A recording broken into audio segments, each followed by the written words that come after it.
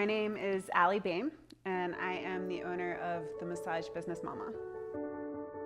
So I became a massage therapist in 2008, and shortly thereafter started my own private practice, which eventually morphed into a 4-room treatment center where I had about 15 staff working for me. I think that so often as massage therapists, we are alone.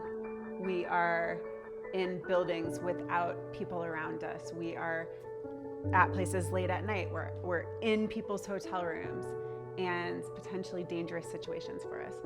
And it is so important that we have the tools necessary to keep ourselves safe.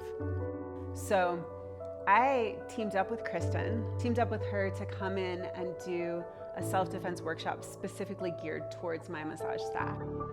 I'm Kristen Bantle. I'm from Steamboat Springs, Colorado, and I'm a co-presenter with Allie Bain for this workshop on self-defense. I'm a former social worker and a police officer with over 17 years experience.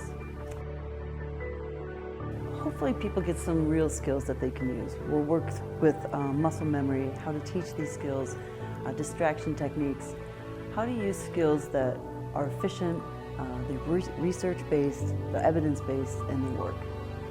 And it builds confidence.